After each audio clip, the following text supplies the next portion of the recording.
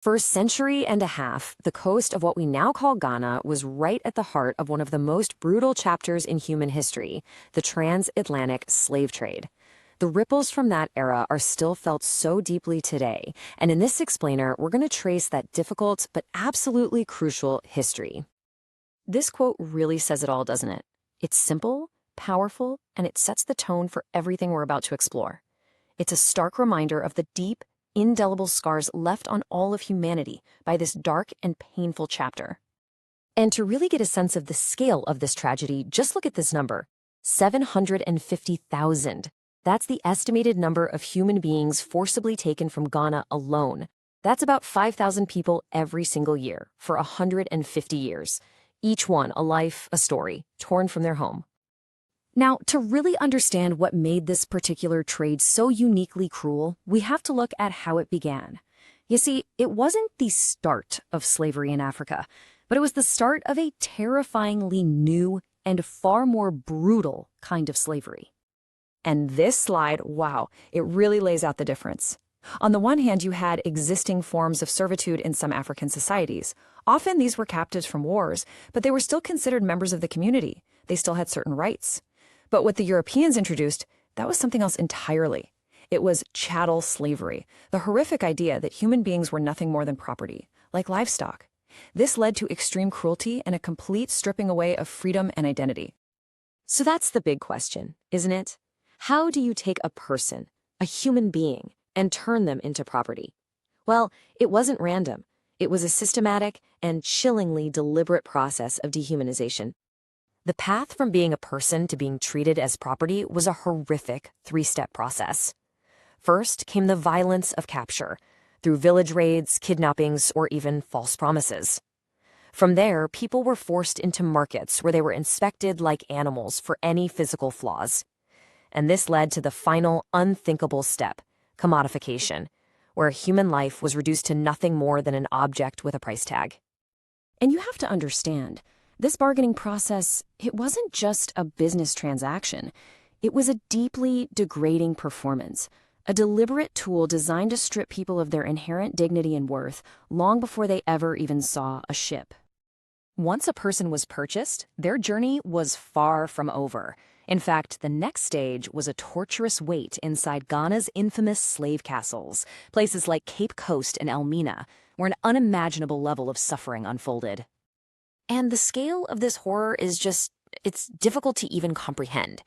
As you can see here, a single dungeon could hold up to 1,000 men or 500 women, all crammed together in these unimaginable conditions. The conditions were beyond deplorable. People were chained together, often with no room to even lie down. There were no toilets, no sanitation whatsoever, barely any water or fresh air. Diseases like dysentery and cholera were rampant.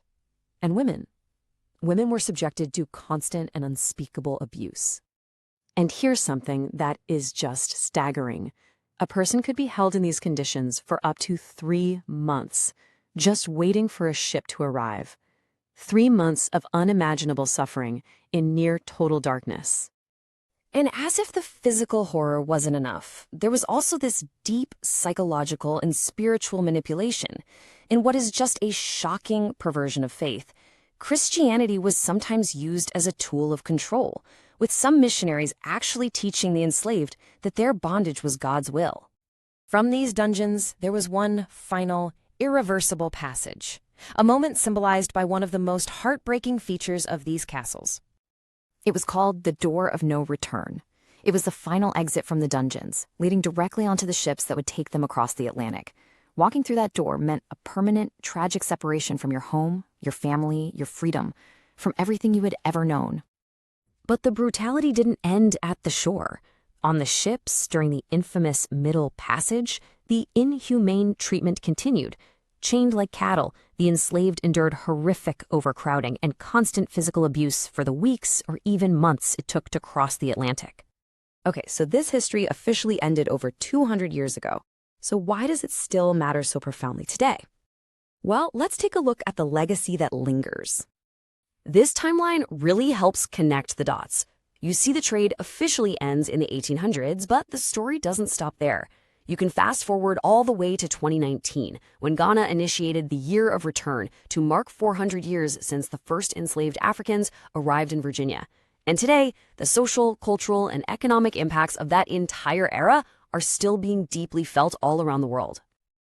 The Year of Return is a really powerful modern response to this history.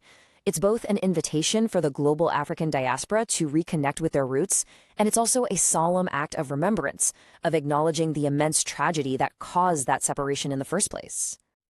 When you boil it all down, the lesson from this history is crystal clear, and it is absolutely uncompromising. It is a past that we must never forget, and one we must never, ever repeat. And that leaves us with a crucial point to really reflect on. We've traced this agonizing path of suffering, from capture to commodification, from the dungeons to the ships. So the question for all of us is, how does a history this painful continue